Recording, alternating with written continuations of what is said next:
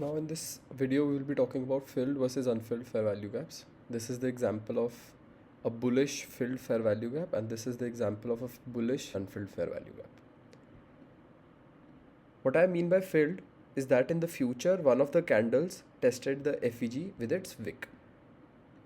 Now in this case you can see that price created a fair value gap, and in the next candle we can see that price traded to and filled the fair value gap by just going below the IOFED. In this case, we can see that price went way below the IFED and filled the fair value gap. Now you might ask that how deep of a test actually qualifies as a FEG fill. In this case, the answer would be trading even one tick below the IFED.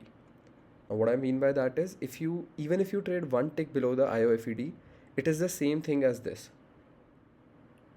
You might ask why I am saying that price should trade even just one tick below and we call it filled, because if price did not even trade one tick below the IFAD, I would interpret that as equal lows and the fair value gap is still unfilled. Let's talk about this example, which is the example of a bearish fair value gap getting filled.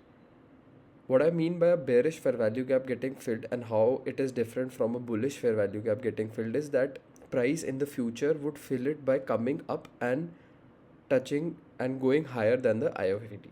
That is the only difference. Basically, price went lower, came up and filled this fair value gap. The special case in this would be if price came up and created equal highs with the IOFED high. So basically this candle's high and this candle's high are the same. Now what that does is that price creates equal highs and the fair value gap remains unfilled. Now when we talk about draw on liquidity in the further videos, you would realize how this is an important scenario. Now let's talk about unfilled fair value gaps and why they are important. Now this is an example of a bearish unfilled fair value gap. Now when I see something like this happening on the charts, even if, because in the previous videos I told you that if a bearish fair value gap opens up, I would expect price to be bearish and I would expect price to move down.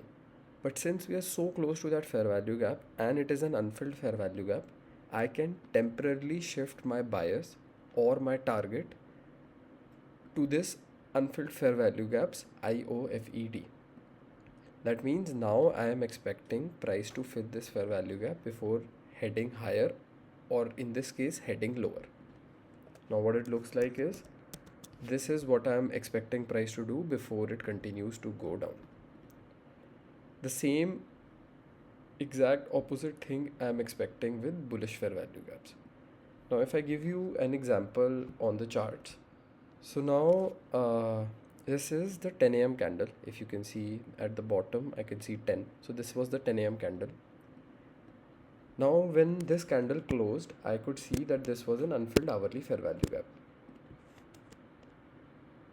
Right, this particular fair value gap was unfilled, and even if price is bullish, I would expect price to trade into this fair value gap then head higher.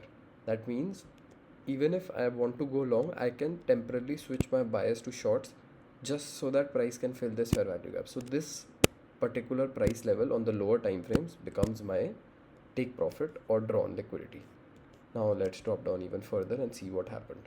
So when we drop down to the 5-minute chart, I can see that a 5-minute bullish fair value gap has gotten disrespected. Now when a bullish fair value gap gets disrespected, it becomes an inverse fair value gap. And now this is a good enough reason for me to think that price is temporarily going to be bearish. Now my target for this would be this, to fill this unfilled 1 hour fair value gap.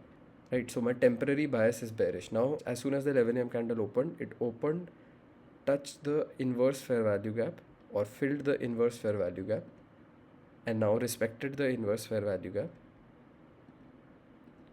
It kept respecting the inverse fair value gap, and by respect I mean it did not close above the inverse fair value gap.